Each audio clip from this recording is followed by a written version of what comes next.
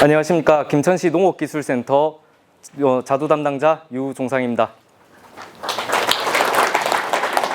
예, 오늘 날짜가 25년 1월이지만 이번 강의 편의상 24년도를 올 한 해라고 좀 그렇게 표현하도록 하겠습니다. 다들 이해 좀 부탁드리겠습니다. 자, 다들 24년도 올 한 해에는 농사 짓기 정말로 힘든 한 해였다고 생각이 듭니다.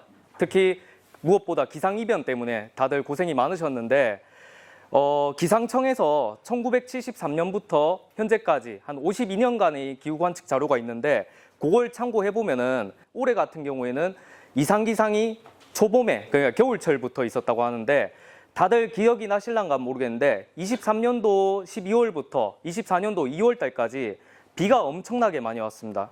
평년 대비 한 3배 정도 많이 왔기 때문에 52년 이래 가장 비가 많이 왔다고 하고 또 2월 중순쯤이 저희 김천이 엄청 따뜻했던 것 같아요. 그때 최고 기온 한 20도까지도 올라갔던 것 같습니다. 그리고 4월 평균 기온도 52년 이래 가장 높았었고 무엇보다 여름철이 그 가뭄도 심했고 그리고 폭염이 상당히 심했던 것으로 기억하는데 그 때문에 뭐 일소 피해나 아니면 추위 같은 경우에는 착색이 잘 안 됐고 또 스펀지 현상이 전국적으로 심했죠. 그렇기 때문에 여러 가지 문제가 많았었는데 어쨌든지 폭염이 가장 문제였다고 생각이 듭니다. 원래 장맛비가 내리면서 오랫동안 잔잔하게 내리면서 열을 좀 식혀줘야 되는데 올해 같은 경우에 장마도 국지성, 소나기성 비로 좁은 지역에 단시간 잠깐 뿌리고 말 정도라서 열을 식혀주는 역할도 잘 못했던 것 같고 또 태풍도 8, 9월 달 태풍이 오히려 뜨거운 기류를 끌고 올라오다 보니까 뒤늦게까지 더웠는데 한 10월, 11월 달 평균 기온이 높다 보니까 올해 단풍이 잘 안 들었어요. 원래는 단풍이 들면서 저장 양분이 자연스럽게 축적이 되고 그러면서 낙엽이 들어야 되는데 일부 농가들은 대부분 초록색 이파리 그대로 유지하다가 11월 달 된설이 맞고 녹색 이파리 그대로 떨어졌습니다. 그래서 저장 양분 축적도 원활하지 못했다고 보시면 되겠습니다. 그렇기 때문에 이번 시간에는 24년도 작황에 대해서 한번 살펴보고 그에 대한 대책에 대해서 설명을 드린 다음에 자두의 재배 관리 방법, 병해충 방제 방법 순으로 교육을 진행하도록 하겠습니다. 목소리 뒤에까지 잘 들리십니까? 네. 예. 자, 먼저 24년도 작황을 다시 한번 간략하게 살펴보면 휴명기, 겨울철부터 개화기까지 이상기상이 많았다. 특히 아까 말씀드렸다시피 겨울철에 비가 많이 왔고 기온이 높아서 꽃눈이 2월 달에 상당히 일찍 발화가 시작이 됐는데 그보다 또 문제되는 게 개화기 때 비가 또 올해 많이 왔습니다. 그렇기 때문에 저희 지역에서는 개화기 때 비를 많이 맞다 보니까 뭐 주머니병도 일부 있었고 그보다는 잿빛무늬병, 회성병 아시죠? 그게 원래는 수학기 임박해서 많이 보이는 병인데 5월 달부터 그 병이 많이 보였습니다. 그리고 가뭄이 심했기 때문에 특히 6월 달하고 8월 달 가뭄이 상당히 심했기 때문에 6월에 수확하는 대석 계열 품종 다마가 좀 작았고 그리고 8월 달 이제 2차 비대하고 수확 준비하는 추위도 열매 크기가 비교적 작았습니다. 올해는. 또 가뭄에 이어서 폭염이 같이 겹치다 보니까 일소 피해 그리고 스펀지 현상이 상당히 심했던 것으로 보입니다. 자, 사진을 보면서 하나씩 설명해 드리겠습니다. 먼저 23년도 꽃눈 사진이에요. 이거는 저희 김천 기준의 추위 품종의 꽃눈 사진인데 23년도에도 꽃눈이 상당히 일찍 발화가 시작이 됐고 이러면서 꽃 필 때까지 기온이 높았습니다. 23년도에는. 그래서 꽃이 저희 지역에서는 일주일 내지 열흘 정도 빨리 폈기 때문에 냉해 피해가 역대급으로 심했었습니다. 23년도에는. 근데 반대로 올해 같은 경우에는 보시다시피 더 빨랐어요. 꽃눈 발화 시점이.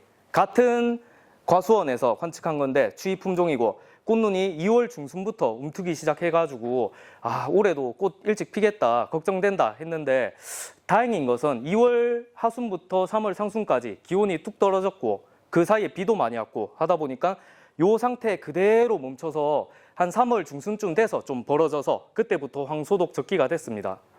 그런데 이때 전화가 많이 왔던 게 올해 황소독이 한 열흘 보름 정도 일찍 쳐야 되지 않을까 이런 전화들이 많이 왔는데 결론적으로 말씀드리면 올해 24년도에는 3월 14일이 김천에서 황소독 적기였습니다. 그런데 서두르시는 분들이 요맘때쯤에 2월 중하순경에 이미 황소독을 했어요. 요맘때쯤에 하고 나서 그 뒤에 비도 오고 기온이 낮아서 꽃눈이 늦게 벌어졌는데 한 20일 정도 지나서 3월 중순쯤에 황소독을 다시 하셨습니다.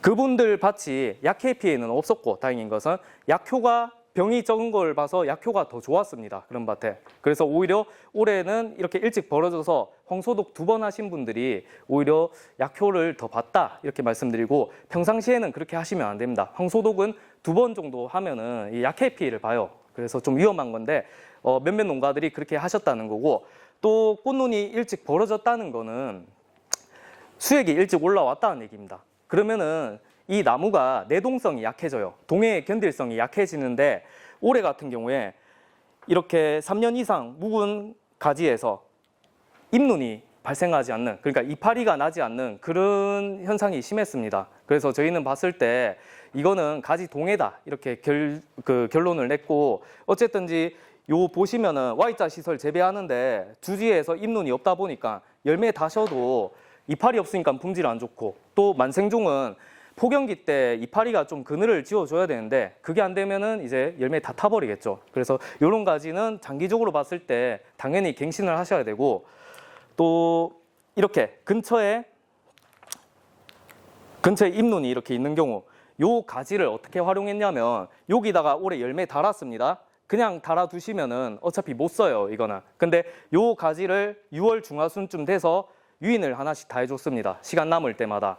그랬을 때 어떤 효과가 있었냐면 그늘지는 것도 있어서 요 열매 달아먹을 수 있죠. 그리고 6월 중순쯤 넘어서 눕혀 놓으시면은 이렇게 이듬해 오래 달아먹을 열매 가지가 생기기 때문에 요런 작업을 양말 목근이나 아니면은 원예용 결속기를 통해 가지고 이걸 다 했습니다.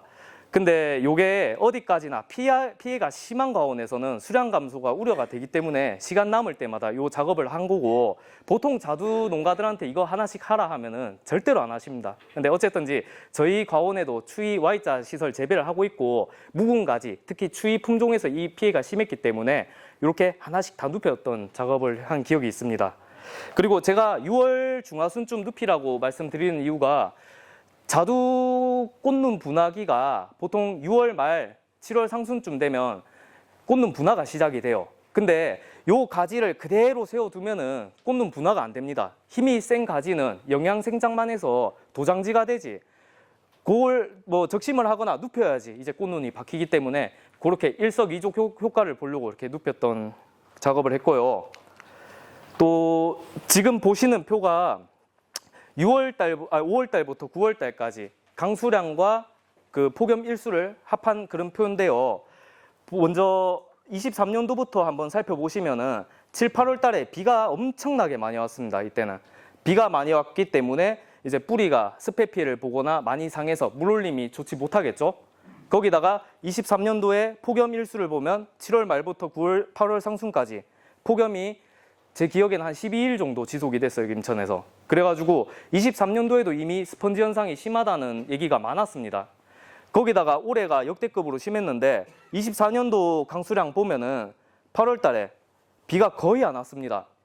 거기다 대고 폭염도 상당히 길었어요, 이때. 그렇기 때문에 스펀지 현상이 상당히 심했다고 보시면 되겠습니다.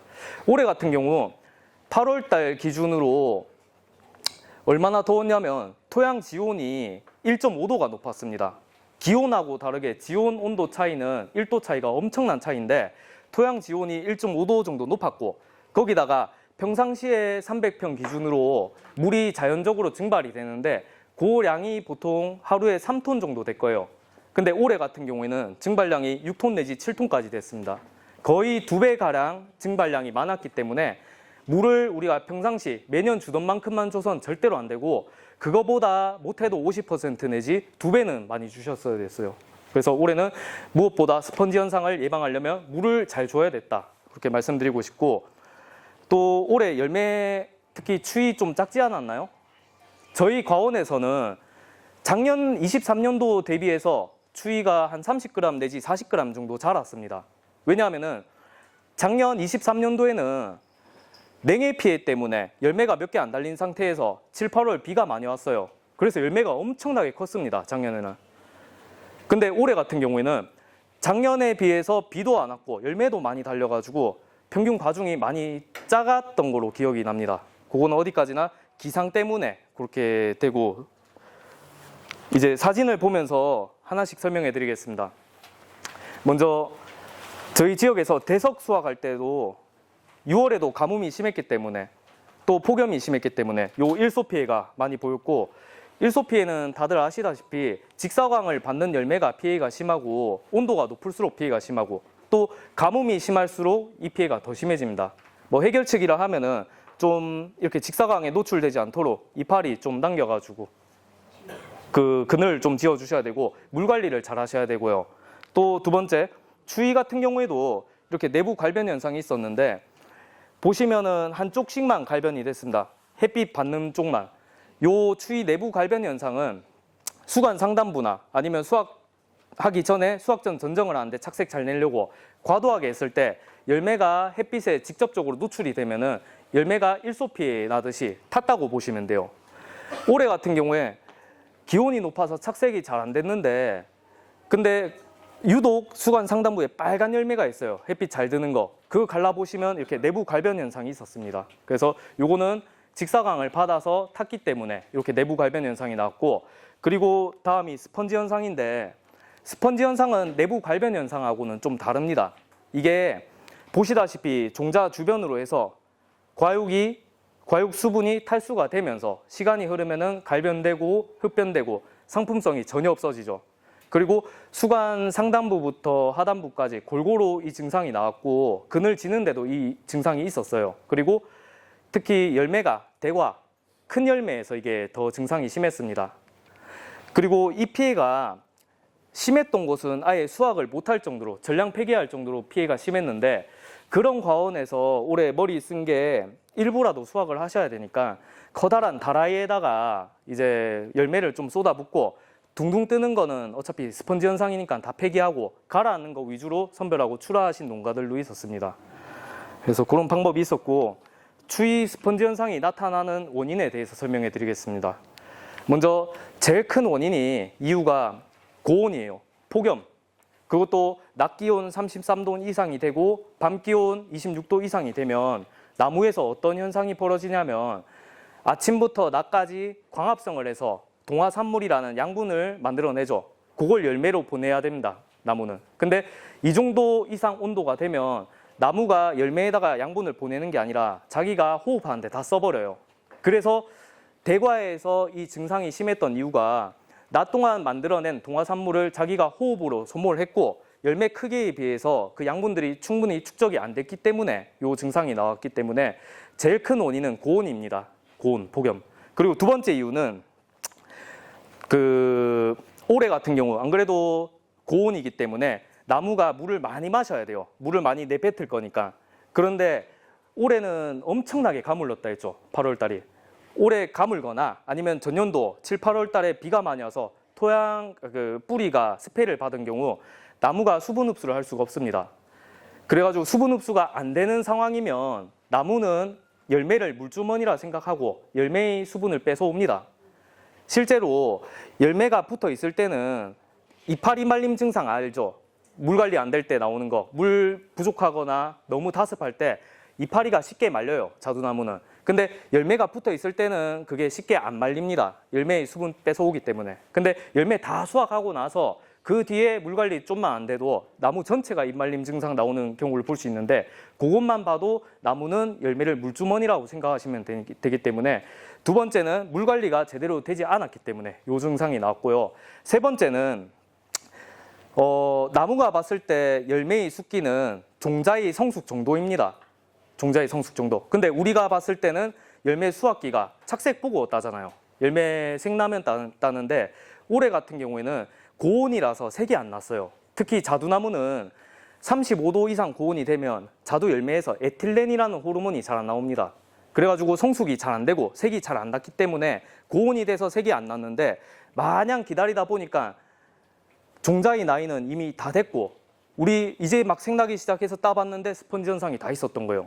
그래서 종자가 익는 그 원리는 평균 온도가 높을수록 종자는 빨리 성숙이 되고, 온도가 높을수록 색이 안 나기 때문에 색을 잘 내서 빨리 잘 따내셨어야 되는데 올해는 그게 잘 안 됐습니다. 특히 안 그래도 환경적으로 고온이라서 색이 안 나는데 올해 열매 냉해 없어서 뭐 많이 달렸고 전년도 가격 좋았던 기억 때문에 올해 많이 달았던 농가들, 그런 농가들 색 안 났죠.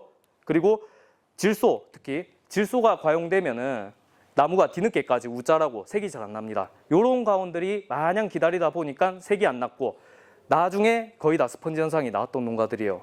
그렇게 보시면 되고, 한 가지만 더 말씀드리면 이 스펀지 현상은 칼슘하고도 관계가 있습니다. 배에서 비슷한 증상이 있는데 바람들이 현상이라는 게 있어요. 그 바람들이 현상 문헌을 찾아보면은 특히 질소를 과용하거나 수분이 부족했을 때 배에서 바람들이 현상이 많이 나온다고 해요. 그것만 보면은 수분이 부족하면 칼슘 흡수가 잘 안 되겠죠. 칼슘은 물 따라서 같이 오니까. 그리고 두 번째는 질소가 과용되면 신초가 많이 생기죠. 도장지가 많이 생깁니다. 도장지가 생기면 그쪽으로 칼슘이 뺏겨요. 그렇기 때문에 칼슘이 열매에서 부족했다고 합니다. 바람들이 현상은. 그쪽으로 다 뺏겼으니까. 그래서 물 관리 잘 하셔야 되고 질소가 과용돼서는 안 되기 때문에 그걸 설명드린 거고요. 어쨌든지 칼슘하고 관계가 있습니다. 자, 대책에 대해서 설명드리면은 물 관리요. 물 주는 관리 올해는 23년도에는 배수 관리 잘 돼야지 물 흡수가 잘 되고 스펀지 현상이 덜 나와요. 실제로 올해 스펀지 현상 되게 심했던 농가들 위주로 돌아봤는데 그런 농가들 사장님들이 물 관리 잘했다고 하십니다. 말씀으로는. 가서 땅을 직접 파보면은 말라 있었어요. 대부분. 토양 뭐 15cm, 20cm까지 말라 있었습니다. 그래서 물을 어떻게 줬냐 여쭤보니까 전년도 하던 그대로 줬거나 아니면 예를 들면은 일주일에 한 5시간씩 물을 트는 농가였어요. 근데 올해 같은 경우 아까 증발량이 2배나 많았다 했으니까 물을 2배 정도 많이 주라는 얘기인데 일주일에 5시간 주던 농가들이 일주일에 10시간 주라는 얘기인데 그게 아니라 나눠서 주셔야 됩니다. 물은. 예를 들면 일주일에 10시간 주라는 얘기면 3일, 4일로 나눠서 5시간씩 주거나 더 좋은 거는 하루 이틀 간격으로 2-3시간씩 물을 주거나 이렇게 나눠서 주는 게 더 좋아요. 그래서 저희 과원이 9월 상순까지 스펀지 현상이 없었습니다. 마지막 착색 내고 따고 팔 때까지 스펀지 현상이 없었는데 물을 어떻게 줬냐면 하루에 8월달 하루 이틀 간격으로 1시간씩 아침 1시간, 저녁 1시간 이렇게 점적간수로 계속 틀었습니다. 그렇게 틀었더니 스펀지 현상이 거의 없었는데 저녁 해지기 전에 물을 댐으로써 토양 지온을 낮추는 효과도 있었기 때문에 물을 좀 가급적인 많이 주셔야 되는데 나눠서 주는 게 더 효과적으로 봐서는 좋다고 말씀드리겠습니다. 그리고 두 번째, 온도를 낮추는 방법으로 풀 키우는 거, 초생 재배를 좀 하셨으면 좋겠는데 나무 바로 밑에는 청경 재배를 하셔도 되는데 열 사이에는 가급적이면 풀 키우세요. 특히 만생종은 풀 키우는 게 좋습니다. 풀을 키움으로써 양분 유실도 덜 되고 또 유기물도 축적이 되고 그거보다 온도를 낮출 수가 있습니다. 풀을 키움으로써. 그래서 초생 재배를 좀 하게 권장드리고, 세 번째는 햇빛 차단망이나 미세살수. 사과에서는 이런 게 있어요. 보시면 햇빛 차단망, 햇빛을 직접적으로 차단함으로써 낮 동안 온도를 낮추는 적극적인 방법인데 시설 비용이 좀 비싸서 저희 김천에서는 간이적으로 그냥 차광막을 막 씌우는 농가들도 있었고 또 효과는 좋습니다. 이거 또 미세살수 같은 경우에는 제가 몇 년 전부터 테스트를 계속하고 있는데 온도가 한 36도 이상 될 때 이걸 틀면은 거운 온도가 2-3도 정도는 떨어져요. 근데 이렇게 틀어도 스펀지 현상은 시간 지나니까 나오더라고요. 그래서 이게 완전히 해결할 방법은 아니고 약간 지연시키거나 뭐 약간 감소시키는 데 효과가 있지 100% 되는 효과는 아닙니다. 그래서 제일 효과적인 건 물 잘 주기만 해도 어느 정도 그게 효과가 있다. 이런 건 약간 경감시킬 효과고 햇빛 차단망은 효과가 좋지만 비싸다. 그리고 다시 돌아가서 착과량 적당하게 달고 또 특히 질소 적당히 줘야지 색이 잘 나고 일찍 잘 따겠죠. 올해 수확기가 빨랐습니다. 빨랐는데 색이 난 농가, 안 난 농가 가격 차이 천차만별이었어요. 안 났으면은 색 안 났으면 10,000원 이하, 색 나면 3-4만 원, 5만 원도 있었고 그래서 색을 잘 내야 됩니다. 적게 따려면. 그리고 마지막이 칼슘. 칼슘 중에서 효과가 제일 좋은 게 뭘까요? 흡수율이 제일 높은 게 염화칼슘이죠. 예, 염화칼슘 연면시비를 해야 되는데 시기상 언제 흡수율이 제일 높냐면 육아기 때 높아요.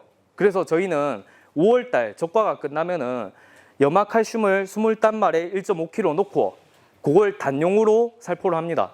한 달에 한 번 정도 아니면은 올해는 폭염이 예상된다. 이게 기상청에서 오래 전부터 예보가 있었어요. 그래서 올해는 적과 끝나고 매매 좋습니다. 보름에 한 번 또는 한 달에 한 번 이 정도만 주셔도 칼슘은 미리 축적이 된다. 그래서 특히 육아기 때 좀 보충을 해주셨으면 좋겠습니다. 그리고 칼슘은 다른 살균제나 뭐 농약하고 혼용 안 하셨으면 좋겠어요. 약 효과도 떨어지고 약해 우려도 있기 때문에 가급적이면 염화칼슘은 단용으로 좀 살포해 주시면 좋겠고요. 뭐 25년에는 기상이 어떨지 모르겠지만 뭐 폭염이 예상된다, 기상적으로 불리하다 하면은 어쨌든지 칼슘이 질소보다는 더 역할이 좋기 때문에 칼슘을 좀 살포해 주셨으면 좋겠습니다.